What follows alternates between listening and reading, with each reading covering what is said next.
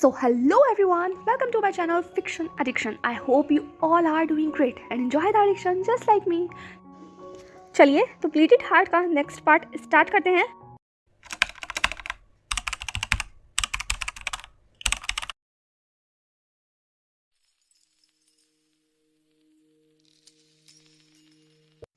हर बीतते पल के साथ हर चीज़ इतनी जल्दी बदल रही थी कि किसी को समझने का कुछ मौका ही नहीं मिल रहा था। एक पल में जंग बिल्कुल अंत के कगार पर थी। ऐसा लग रहा था सबको कि सब कुछ खत्म होने वाला है। उसी पल एकाएक आसमान में एक धड़कन होती है और एक व्हाइट ड्रैगन उन सबके सामने आ जाता है। फिर उस व्हाइट ड्रैगन की उस इंसान से भिड़ंत होती है जो इंसान इन सबको खत्म करने पर आतुर था। जंग ऐसी थी कि कोई भी किसी को बख्शने के लिए तैयार नहीं था। सब एक दूसरे के खून के प्यासे हो रखे थे और अब इस मकाम पर पहुंचने के बाद जब सबको ऐसा लग रहा था कि ये शख्स पूरी तरीके से उनके खिलाफ है, वो शख्स अचानक उस सिल्वर ड्रैगन के कदमों में झुक गया। बिल्कुल इस तरीके से जैसे मान लो वो उसका कोई दास हो और उसे अपने एडमायरर की तरह देख रहा हो। विंग भी पूरी तरीके से भौचक्का हो गया था। उसे कुछ समझ नहीं आ रहा था कि आखिरकार ये माजरा है क्या और सामने खड़ा हुआ ये जो ड्रैगन है वो एकाएक उसके कदमों में इस तरीके से झुका क्यों है। विंग ने कहा, आखिर तुम हो कौन और ये कर क्या रहे हो? रूसोंग ने कहा, मास्टर, मैंने आपका कितना लंबा इंतजार किया। रूसोंग की आंखें बिल्कुल ऐसी थी जिसके अंदर एक चमक थी, एक ऐसी चमक जो विंग को देखकर उसके चेहरे पर आ गई थी और इस चमक को वहां पर खड़ा हुआ हर एक इंसान महसूस कर सकता था। पर वहां पर रूसोंग की सिर्फ आंखें ही नहीं थे, उसके लफ्ज भी बिल्कुल ऐसे ही थे जैसे कि वो किसी अपने बहुत ही प्रिय सदस्य को पुकार रहा हो और सदस्य को अपने सामने देखकर उसके अंदर जितने भी इमोशंस हैं उसे वो लफ्ज देने की कोशिश कर रहा हो। रूसोंग ने कहा, मास्टर, आपको नहीं पता मैंने आपका कितना लंबा इंतजार किया। आप ठीक तो हैं? आप इतने खूबसूरत लग रहे हैं, मेरी सोच से बिल्कुल परे। हमेशा से मैंने आपको दूर से देखा है पर अपने इतने करीब इस तरीके से देखकर मैं यकीन नहीं कर पा रहा हूँ कि मुझे आपसे क्या कहना चाहिए। मुझे माफ कर दीजिए। अगर मुझे पता होता तो मैं कभी भी आपके ऊपर कोई वार ना करता। ये सब कुछ मैंने आपके लिए ही तो किया है और मैं आपको ही तकलीफ पहुंचा रहा था। कितना बेवकूफ हूँ मैं। ये कहते हुए रूसोंग और ज्यादा विंग के कदमों में झुक गया। उसके शरीर की हालत कुछ ज्यादा खास अच्छी नहीं थी। लड़ाई में उसे भी काफी जख्म लगे थे और जिन जख्मों से खून बराबर रिस रहा था पर उसे इस बात की कोई परवाह नहीं थी क्योंकि उसका पूरा ध्यान तो इस वक्त विंग के ऊपर था, उसकी जी हुजूरी करने के ऊपर था। और ये चीज बिल्कुल ऐसी लग रही थी जैसे मान लो कोई राजा हो और उसके कदमों में बैठा हुआ उसका कोई स्लेव हो। बिल्कुल रूसोंग वैसे ही बर्ताव कर रहा था। तुम, ये कहते हुए विंग रूसोंग की तरफ जैसे ही आगे बढ़ने वाला था एकाएक उसके पूरे ड्रैगन को किसी स्ट्रॉन्ग रस्सी के साथ बांधकर दूर तरफ फेंक दिया गया। इतनी बुरी तरीके से विंग को रूसोंग से दूर कर फेंका गया था कि ऑटोमेटिकली विंग के मुंह से अपने आप ही चीख बाहर आ गई थी। विंग ने अपने लंबे लंबे पंखों से अपने पेट को बहुत ही स्ट्रांगली ग्रैब कर लिया था ताकि चोट उनके बेबीज तक ना पहुंचे। पर जख्म तो विंग को लग चुका था। उसका गंदा पूरी तरीके से घायल हो गया था और उसके मुंह से सिर्फ चीख बाहर आ रही थी और विंग की चीख सुनकर वहां उस बैटलफील्ड में खड़ा हुआ हर एक शख्स उसकी तरफ देख रहा था, उसकी तरफ बढ़ना चाहता था। और इसमें रूसोंग भी कुछ अलग नहीं था। रूसोंग जितनी बेतरतीब से अपने मास्टर के कदमों में बैठा हुआ था एकाएक अपने मास्टर की ऐसी हालत देखकर वो भी गुस्से से तिलमिला गया। उसने चीखते हुए कहा, मास्टर! पर इससे पहले कि रूसोंग भी आगे बढ़ पाता एकाएक उस बैटलफील्ड के अंदर दो और शख्स अपनी एंट्री ले चुके थे और दोनों शख्स की निगाहें इस वक्त रूसोंग और विंग के ऊपर ही थी। जिन वही ने चीखते हुए कहा, रूसोंग, आखिरकार तुम अपना पागलपन कब छोड़ोगे? रूसोंग ने अपनी लाल आंखों से जिन वही की तरफ देखते हुए कहा, तुम्हारी इतनी हिम्मत कि तुमने मास्टर को चोट पहुंचाने की कोशिश की। इस वक्त रूसोंग जिन वही को चीर कर फाड़ कर अलग कर देना चाहता था। आखिरकार उसकी हिम्मत कैसे हुई उसके मास्टर को तकलीफ पहुंचाने की, चोट पहुंचाने की? वो दोनों एक दूसरे के आमने सामने आ गए थे। दोनों में से पीछे हटने के लिए कोई भी तैयार नहीं था। पर इस बीच में शुयांग ने आते हुए कहा, मास्टर, शांत हो जाइए। ये लड़ाई हमारी आपस की नहीं है, ये लड़ाई हमारी इन लोगों से है और अगर आप इस तरीके से एक दूसरे से लड़ते रहे तो हम ये जंग तो यहीं हार जाएंगे। जिन वेही, मास्टर, दोनों संभालिए एक दूसरे को। ये कहते हुए शुयांग उन दोनों के बीच में सलाह करने की कोशिश करने लगा पर वो दोनों एक दूसरे को घूर रहे थे। जिन वेही ने कहा, मैं शांत हो जाऊं? कैसे शांत हो जाऊं? सब कुछ इतना आगे पहुंचने के बाद ये इंसान सब कुछ बिगाड़ने पर तुला हुआ है। ये आखिर चाहता क्या है? बस अपने मास्टर को देख लिया और पागल हो जाता है बिल्कुल। रूसोंग ने कहा, तुम अपनी बकवास बंद करो। ये सब कुछ मैंने अपने सिर्फ मास्टर के लिए किया है और तुम्हारी इतनी हिम्मत कि तुम मेरे मास्टर को भी मुझसे दूर करना चाहती हो। देखो मेरे मास्टर कितना ज्यादा दर्द से तड़प रहे हैं, बिलख रहे हैं। तुम इससे पहले कि रूसोंग आगे कुछ भी कह पाता जिन वही ने कहा, मैं कुछ नहीं कर रही हूँ, तुम्हारे मास्टर कुछ नहीं होगा, सिर्फ वो अपनी ट्रू फॉर्म में वापस आएंगे और जितनी बेतहाशा ताकत उनके पास है उनकी ताकत को कंट्रोल करना होगा वरना तुम भी यहाँ पर मरते हुए नजर नहीं आओगे और तुम्हें मारते वक्त तुम्हारे मास्टर को जरा सा भी जरा सा भी पछतावा नहीं होगा, समझ में आया? जितना प्यार लेकर तुम उनकी आंखों में देख रहे हो ना, उसका 1% भी तुम्हें वापस नहीं मिलेगा अगर तुम मेरे कहे अनुसार नहीं चले। क्या चाहते हो तुम? वापस हांग वांग जुन की बाहों में देखना चाहते हो अपने मास्टर को? जैसे ही जिन वही ने ये कहा, रुसोंग चिल्लाते हुए कहा, नहीं, ऐसा कभी नहीं होगा, बिल्कुल भी नहीं।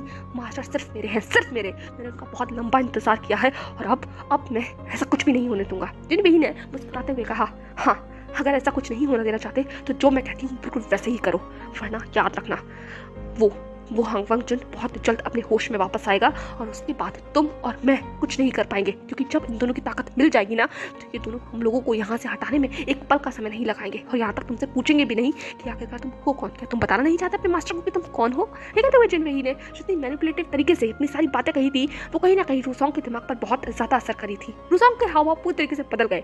जितनी चिंता फिक्र उसे विंग की कुछ देर पहले दिखाई दे रही थी, उसकी आंखों में इतना गुस्सा उसे जिन वही के लिए था, वो एक रिप्लेस हो गया था। अब वो भी अपने चेहरे पर उस सी मुस्कुराहट लिए अपने मास्टर की तरफ देख रहा था। इस बीच में जिनवेही ने तुरंत विंग, रुसोंग, शुयांग और उनके बीच में एक बड़ा सा सर्कल क्रिएट कर दिया, एक बाउंड्री की तरह, जिससे बाहर जितने भी लोग खड़े हैं वो अंदर उस सर्कल में ना आ सके। उसके बाद जिनवेही ने शुयांग की तरफ इशारा करते हुए कहा, जाओ उसे यहाँ लेकर आओ। इसके बाद शुयांग सिर्फ जिनवेही को नोट करता हुआ वहां से जा चुका था और वहीं विंग दूसरी तरफ जहां उस कोने में पड़ा हुआ था, बिलख रहा था, वो धीरे धीरे करके अपने उस इंसानी रूप में वापस आ रहा था। जैसे जैसे उसका रूप परिवर्तित हो रहा था, उसे हड्डियों को तोड़ने जैसा दर्द अपने आप में महसूस हो रहा था। वो कमजोर महसूस कर रहा था, क्योंकि जिस रस्सी से उसे खुद को बांधा गया था, उसे महसूस हो रहा था वो रस्सी उसकी सारी ताकत को सोख रही है, इतना ज्यादा सोख रही है कि वो धीरे धीरे अपने आप को कमजोर होता हुआ महसूस कर रहा है। और देखते ही देखते वो ब्यूटीफुल व्हाइट सिल्वर ड्रैगन एकाएक उस इंसानी रूप में परिवर्तित हो गया। विंग अपनी ट्रू इंसानी फॉर्म में वापस आ गया था और विंग को इस तरीके से देखकर वहां पर खड़ा हुआ हर एक शख्स भौचक्का था, क्योंकि कोई भी यकीन नहीं कर पा रहा था कि ये स्ट्रॉन्ग ड्रैगन कोई और नहीं बल्कि उनका वीवू शियान है, उनका विंग है, लान क्लान का मेंबर है।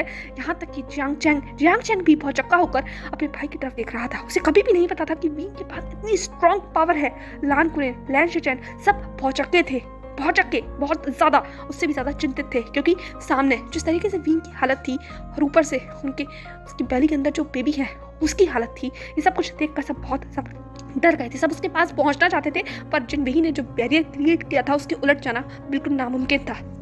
बहुत कुछ करना चाहते थे वो लोग, पर क्या करें, जान हलक में अटक गई थी, क्योंकि जाना उस पार लगभग नामुमकिन था। और अपने सामने अपने परिवार के किसी सदस्य को इस तरीके से देखना, किसी के मन पर क्या बीतती होगी, ये वहां पर खड़े हुए हर शख्स के चेहरे पर देखकर अंदाजा लगाया जा सकता था। लेकिन इस बात से वहां पर खड़े हुए रुसोंग और जिनवेही को कोई मतलब नहीं था। जिनवेही ने रुसोंग की तरफ देखते हुए कहा, जाओ जाकर अपने मास्टर से जो कहना चाहते हो कह लो, क्योंकि तुम्हारे पास बस कुछ ही समय बाकी है। रुसोंग ने कहा, इसका क्या मतलब है? जिनवेही ने कहा, उधर देखो। जैसे ही रुसोंग ने अपनी निगाहों को दूसरी तरफ घुमाया तो वहां से शुयांग आ रहा था, पर शुयांग अकेला नहीं था, उसके साथ था हांग वांग जुन अपनी ड्रैगन फॉर्म के अंदर, जिसे बहुत ही सारी जंजीरों के साथ लपेटा गया था, बांधा गया था। वो अपने होश में नहीं था, ये देखकर साफ पता लगाया जा सकता था। जैसे ही विंग को एहसास हुआ कि उसका प्यार बैटलफील्ड में आ गया है, विंग की जो चीख थी वो अब दर्द में बदल गई। उसने लानवांग जी की तरफ देखते हुए कहा, लानसान। उसकी चीख को वहां पर खड़ा हुआ हर एक शख्स महसूस कर सकता था। विंग की आंखों से आंसू बह रहे थे, वो अपने आप को कितना कमजोर महसूस कर रहा है वो कह नहीं सकता था। वो बस छटपटा रहा था, दौड़कर भागकर अपने लानवांग जी के पास जाना चाहता था, अपने लानसान को अपनी बाहों में थामना चाहता था। किस तरीके से वांग जी की हालत इन लोगों ने करती है, इस चीज का गुस्सा उसकी आंखों पर, उसके चेहरे पर साफ देखा जा सकता था। उसने चीखते हुए कहा, तुम लोगों की इतनी हिम्मत कि मेरे आज की ये हालत कर दी, एक बार मुझे छोड़ दो, फिर मैं तुम्हें बताता हूँ, याद रखना, ऐसी मौत दूंगा ना तुम लोग तड़पोगे अगर तुमने एक बार और मेरे लानसान को हाथ लगाया तो। विंग के चेहरे पर इतना ज्यादा गुस्सा देखकर रुसोंग को बिल्कुल भी अच्छा नहीं लगा। उसे बिल्कुल अच्छा नहीं लग रहा था कि जिस तरीके से उसके मास्टर उस हांग वांग जुन की तरफ देख रहे हैं प्यार से, और उससे भी ज्यादा गुस्से से देख रहे हैं उसकी तरफ। रुसोंग का चेहरा पूरी तरीके से सख्त हो गया था। जिनवेही ने मुस्कुराते हुए कहा, तुम कुछ नहीं कर सकते, तुम मेरे हाथों की कठपुतली हो और तुम मुझे मारने की बात कर रहे हो। वीवू शियान, तुम्हारी यही औकात है और तुम्हारे हांग वांग जुन की भी बिल्कुल यही औकात है। तुम दोनों हम दोनों के हाथों की कठपुतली हो। बस इंतजार करो कुछ देर का और उसके बाद तुम पूरी तरीके से हमारे काबू में होगे। ये कहते हुए जिनवेही ने जिस तरीके से मुस्कुराते हुए विंग को देखा, विंग को समझ नहीं आया कि आखिरकार ये सब करना क्या चाहते हैं। विंग ने कहा, आखिरकार तुम करना क्या चाहते हो? जिनवेही ने कहा, इस बात का जवाब में अब मिलेगा। ये कहते हुए जिनवेही ने शुयांग की तरफ इशारा किया। फिर क्या था, शुयांग ने हांग वांग जुन और विंग को दोनों को आमने सामने लाकर खड़ा कर दिया। हांग वांग जुन तो बिल्कुल बेहोश था, उसे कोई होश नहीं था, पर विंग का शरीर कांप रहा था। देखते ही देखते जिनवेही ने इस तरीके का जादू किया कि एक ब्लू लाइट हांग वांग जुन के शरीर से निकलती हुई और विंग के शरीर से निकलता हुआ वो काला धुआं आपस में जुड़ गया। दोनों ने एक दूसरे की ताकतों को जैसे बांध लिया हो। हांग वांग जुन और विंग दोनों के शरीर अब हवा में तैरने लग गए थे। विंग छटपटा रहा था, वहीं लांजान पूरी तरीके से बेखबर था, लेकिन दोनों इस तरीके से हवा में झूल रहे थे कि एक दूसरे की ताकतों को जैसे बांध कर रोक रखा हो। जिनवेही ने कहा, तुम दोनों एक दूसरे से प्यार करते हो ना? तुम्हारा यही प्यार अब तुम दोनों के अंत का कारण बनेगा। विंग की आंखों से निकलते हुए आंसू अपने लांजान की ऐसी हालत देखकर बेकाबू हो गए थे। वो बहुत ज्यादा करहा रहा था। विंग ने कहा, छोड़ दो उसे, छोड़ दो उसे, इतनी तकलीफ मत दो, मत दो। आखिरकार तुम ये सब क्यों कर रहे हो? जिनवेही ने कहा, हम क्यों कर रहे हैं? हम इसलिए कर रहे हैं ताकि तुम लोग अपनी हद को जान सको। तुम लोगों ने कभी भी हम लोगों को एक जैसा नहीं समझा, हमेशा अपने से अलग समझा हमें। रूसोंग ने कहा, मास्टर मैं आपको बहुत प्यार करता हूँ। मैंने आपके लिए कितना लंबा इंतजार किया है, पर आप आज भी हांग वांग जुन को उसी प्यार से देख रहे हैं और ये चीज मुझे तकलीफ दे रही है। ये कहते हुए रूसोंग ने बहुत तेजी के साथ हांग वांग जुन के ऊपर वार किया, इतनी तेजी के साथ कि लांजान के पूरे शरीर से जैसे जख्म बाहर निकलने लग गए। वो खून बह रहा हो, उसे तकलीफ हो रही थी। लानवांग जी का ड्रैगन चीख रहा था। वो बेशक होश में नहीं था, पर वो करहा रहा था और उसकी ऐसी चीख को देखकर विंग भी चिल्लाने लगा। विंग ने कहा, रुक जाओ, मत करो ऐसा। रूसोंग, यही नाम है ना तुम्हारा? क्यों कर रहे हो ऐसा? आखिरकार तुम हो कौन? क्या चाहते हो मुझसे? मुझे बताओ। अगर तुम्हें तकलीफ देनी है तो मुझे दो, मेरे हांग वांग जुन को तकलीफ मत दो, प्लीज मत करो ऐसा। रूसोंग ने विंग की तरफ देखते हुए कहा, आपको तकलीफ दूं?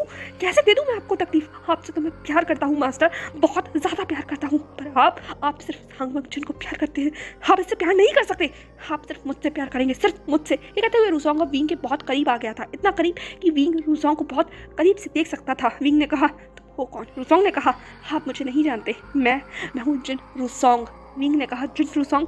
कौन है ये? मैंने कभी इस नाम के बारे में नहीं सुना। क्या मैंने तुमसे कुछ लिया है? क्या मैंने तुम्हारा कभी कुछ बिगाड़ा है जिसकी तकलीफ तुम मेरे प्यार को दे रहे हो? रूसोंग ने कहा, मास्टर आप ऐसे कैसे कह सकते हैं? आपने मेरा कुछ नहीं बिगाड़ा, बस हांग वांग जुन ने बिगाड़ा। हांग वांग जुन ने उस चीज़ के ऊपर अपना हक जताया जो चीज़ मेरी है। आप मेरे हैं। विंग ने कहा, मैं तुम्हारा कभी नहीं हूँ और ना ही कभी हो सकता हूँ। मेरे ऊपर सिर्फ मेरे लांजान का हक है, सिर्फ मेरे लांजान का। रूसोंग ने कहा, मैं जानता था इतनी आसानी से आप ये एक्सेप्ट नहीं करेंगे, इसलिए मैंने हर चीज़ का इंतजाम किया है। आप धीरे धीरे सब कुछ एक्सेप्ट करेंगे, मुझे भी, मेरे प्यार को भी, और उससे भी ज़्यादा इस हांग वांग जुन को नकारेंगे अपने मुंह से। आप बस कुछ देर रुक जाइए। ये ताकत, जिस ताकत से आप दोनों जुड़े हुए हैं ना, ये ताकत आप दोनों के अंदर से आप दोनों की एनर्जी को सोख लेगी, आपके अंदर के सारे एहसासों को खत्म कर देगी। आप दोनों ही यिन और यांग एनर्जी के सोर्स हैं ना, आप दोनों की रूह एक दूसरे से जुड़ी हुई है और यही जुड़ाव आप दोनों के अंत का कारण बनेगा। चिंता मत कीजिए, जैसे जैसे एक दूसरे की ताकत एक दूसरे को सोखेगी, आप दोनों एक दूसरे के खून के प्यासे हो जाएंगे और जिस हांग वांग जुन को आप इतने प्यार भरी नजरों से देख रहे हैं ना, उसे खुद ही खत्म कर देंगे अपने हाथों से। आप दोनों की शख्सियत को मैं तबाह कर दूंगा और उसके बाद आप मुझे खुद अपनाएंगे। मैं आपको वो मौका दूंगा मास्टर, सिर्फ कुछ देर रुक जाइए।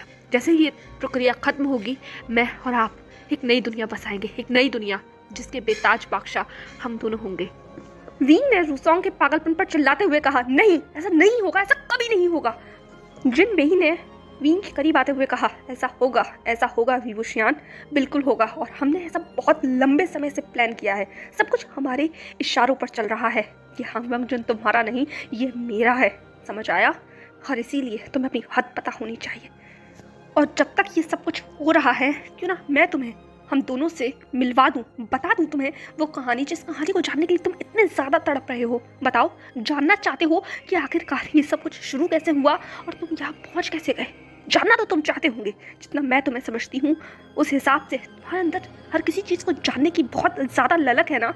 बताओ, जानना चाहते हो, मिलना चाहते हो इस इंसान से जो तुम्हारे बगल में तुम्हारे सामने खड़ा हुआ है, और मुझसे क्या मुझे पहचानते हो? ये कहते हुए जिनवेही ने विंग की आंखों में देखा। विंग की आंखें लाल हो रखी थी, उसका चेहरा गुस्से से तमतमा रहा था, उसका शरीर कांप रहा था। विंग ने अपने जबड़े को पीछते हुए कहा, तुम चाहे अपनी पहचान बताओ या मत बताओ, पर मैं तुमसे वादा करता हूँ, एक बार अगर मैं आज़ाद हो गया ना, तो तुम्हें टुकड़ों में ना पाट दिया तो मेरा नाम भी वी वुशियान नहीं, याद रखना। यिलिंग पैट्रियार्क अपने हिसाब का बहुत ज़्यादा पक्का है। वो उन्हें बिल्कुल भी नहीं छोड़ता जो उसकी प्यार करने वालों को जरा सी भी चोट पहुंचाते हैं। अगर मेरे बारे में जानते हो तो इतना तो पता ही होगा, क्यों पता है ना? ये कहते हुए विंग रूसोंग और जिनवेही की तरफ देख रहा था। दोनों की निगाहें एक दूसरे से मिल चुकी थी। जिनवेही के चेहरे पर जरा सी शिकन तो आई, पर उसने उस शिकन को तुरंत हटा लिया। उसने मुस्कुराते हुए कहा, हाँ, यिलिंग पैट्रियार्क, तुम्हारा घमंड ही तुम्हारे अंत का कारण बनता है हर बार। पर तुम्हारी ताकतें हमेशा बीच में आ जाती हैं। खेल बहुत पहले ही खत्म हो जाता, मुझे मेरा लांसान मिल जाता और तुम अंधेरों में कैद हो जाती। पर तुम मानने वालों में नहीं थे। तुमने तो वो सब कुछ किया जिसके कारण सब कुछ खेल बिगड़ गया, सारा खेल बिगाड़ दिया तुमने। रूसोंग ने कहा, क्या कह रही हो? जिनबेही को अचानक से एहसास हुआ कि वो ओवरफ्लो में ज़्यादा बोल गई है। उसे ये चीज़ नहीं बोलनी चाहिए, खासकर रूसोंग के सामने। रूसोंग विंग को कितना ज़्यादा चाहता है ये वो जानती है, इसीलिए उसने अपनी मुस्कुराहट को कायम रखते हुए कहा, पर कोई बात नहीं, मैं तुम्हें पसंद करती हूँ या ना करती हूँ ये कोई मायने नहीं रखता, क्योंकि कोई तुम्हें है जो तुम्हें बहुत ज़्यादा चाहता है, पागल है तुम्हारे प्यार में। हाँ, उससे मिलो, ये है जिन रूसोंग। उस रूसोंग से मैं भी प्यार करती हूँ, इसीलिए मैं तुम्हें बर्दाश्त कर सकती हूँ। वी वुशियान। विंग की हालत खराब हो रही थी, उसकी कमजोरी बढ़ती जा रही थी, ये वो महसूस कर पा रहा था। वहीं दूसरी तरफ लानवांगजी भी अलग नहीं था, उसका शरीर भी चरमरा रहा था, करा रहा था, और वो दर्द, वो चीख उस आसमान में गूंज रही थी। सबके चेहरे बहुत चक्के हो रखे थे, सफ़ेद पड़ रखे थे, सबकी ताकतें बंद गई थी, सब चीख कर, भाग कर, दौड़ कर उस दीवार को पार करके उस तरफ जाना चाहते थे, पर जाना असंभव था। शुयांग का जादू बहुत तेज था।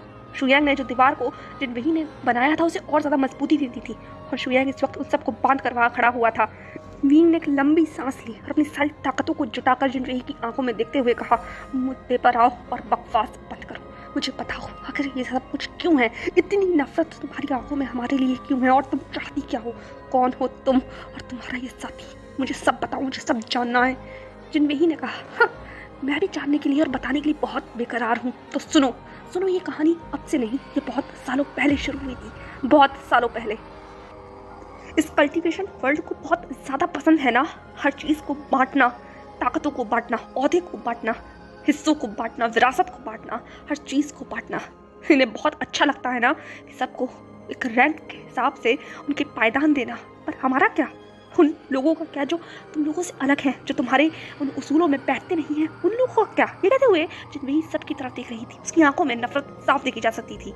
उसने कहा, मेरी माँ अलग थी, सबसे अलग। वो तुम्हारे इस कल्टीवेशन वर्ल्ड की उस सो कॉल्ड रैंक के हिसाब से बैठती नहीं थी, वो तुम्हारे ओहदे में ठीक नहीं बैठ पा रही थी, इसीलिए तुमने उस सबको सबसे अलग कर दिया। वो ना ही अल्फा थी, ना ही बीटा थी, ना ही ओमेगा थी, वो ना ही कोई ड्रैगन थी, ना ही कोई नाइन टेल फॉक्स थी, ना कोई वेम्पायर थी, वो कुछ नहीं थी। वो एक शेड थी, एक छाया थी, यिन एनर्जी के प्रभाव से निकला हुआ एक बच्चा, एक ऐसा बच्चा जो कि अपने आप में डार्क एनर्जी का एक सोर्स था। इसीलिए वो तुम सब में सबसे अलग थी। वो जानती थी उनकी हद, उन्हें पता था कि तुम्हारा कल्टीवेशन वर्ल्ड उन जैसे इंसानों को कभी एक्सेप्ट नहीं करेगा, इसीलिए उन्होंने तुम सबसे दूरी बना ली थी।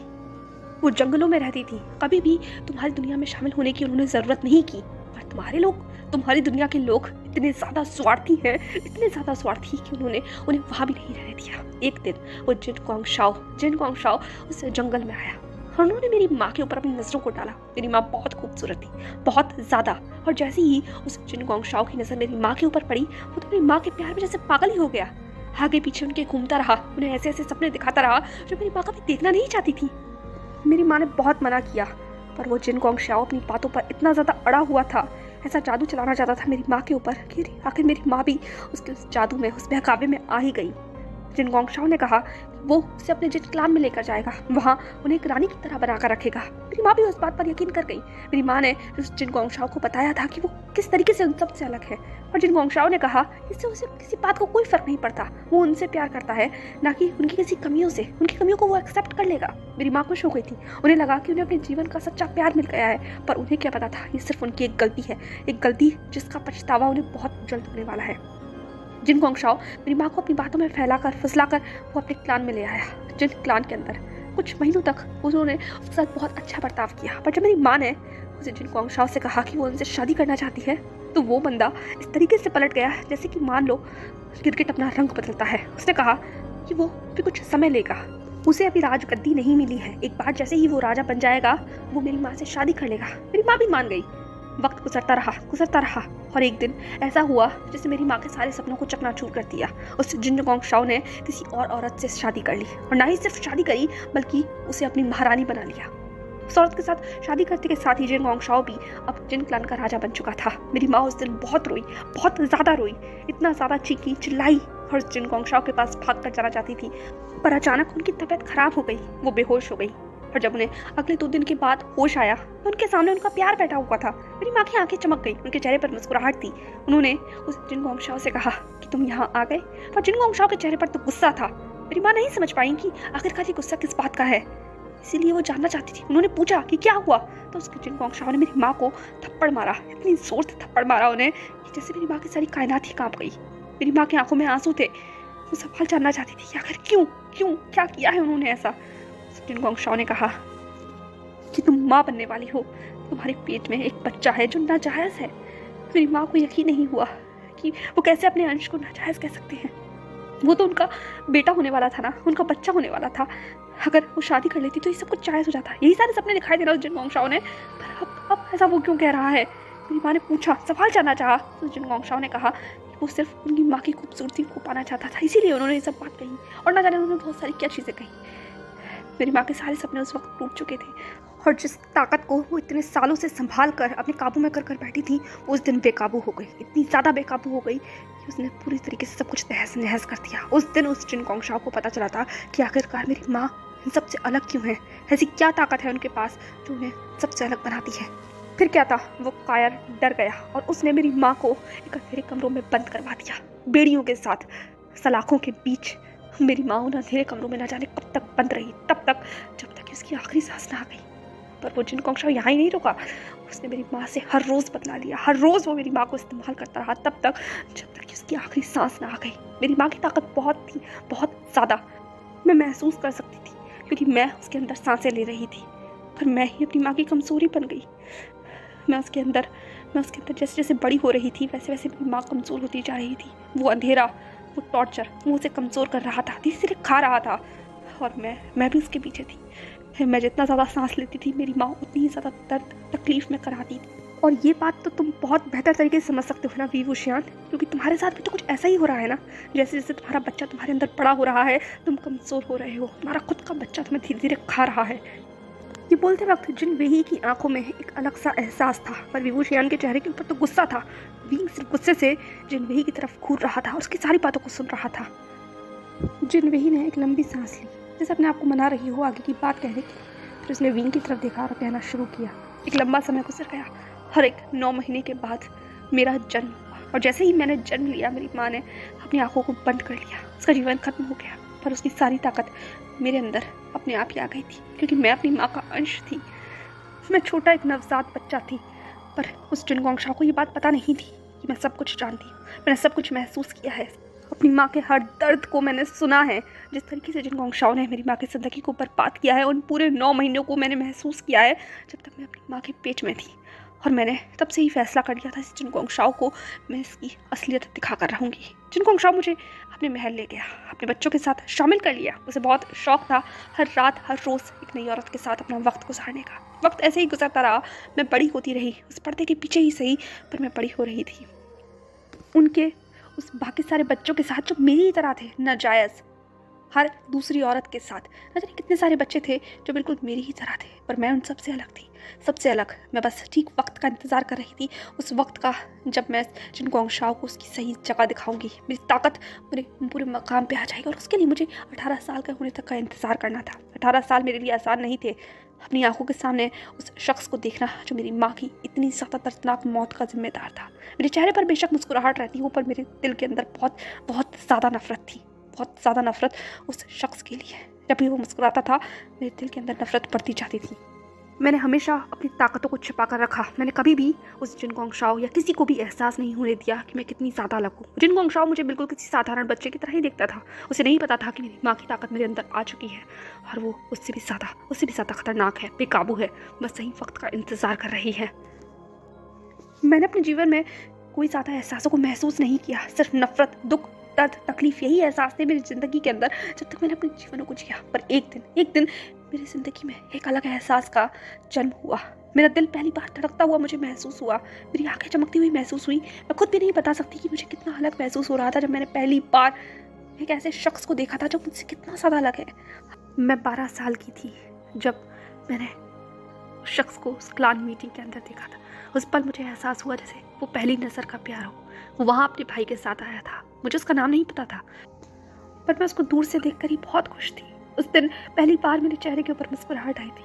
वो क्लान मीटिंग तो ख़त्म हो गई, पर मेरे अंदर जो एहसास जन्म ले रहे थे वो कैसे ख़त्म हो जाते। मैंने बहुत सारे लोगों से पूछा कि शायद किसी बहाने से तो मुझे उसका नाम पता चल सके, और मेरी कोशिशें रंग ले आई थी क्योंकि उसके बारे में हर कोई जानता था। जैसे जैसे मैंने उसका हुलिया बताया, बहुत सारे लोग उसे पहचान गए, और एक शख्स ने मुझे उसका नाम बताया। मुझे बताया कि उसका नाम है लान वांगजी, लान क्लान का सेकंड जेड ट्विन प्रिंस। और उस दिन मुझे ये भी पता चला था कि मेरे और उसके बीच का फासला कितना बड़ा है, कितना गहरा है। मैं उस तक ऐसे ही नहीं पहुंच पाऊंगी। वो तो चमकता हुआ सितारा है और मैं तो पैरों में पड़ी हुई धूल हूँ, और अगर मैं ऐसे ही रही तो मैं उस तक कैसे पहुंच पाऊंगी। 12 साल की वो लड़की ने पहली बार महसूस किया था कि मजबूरी क्या चीज़ होती है। अगर तुम कमज़ोर हो, मजबूर हो, तो तुम उस तक नहीं पहुंच सकते जिसे तुम चाहते हो, सिर्फ दूर से देख सकते हो। और मैं ऐसा नहीं होने देना चाहती थी। मुझे वो चाहिए था जिसे मैंने पहली बार महसूस किया, जिससे मेरे दिल के अंदर अजीब सी धड़कन हुई। माना वो मुझे जानता नहीं है, पर तो क्या हुआ, मैं तो उसे जानती हूँ ना।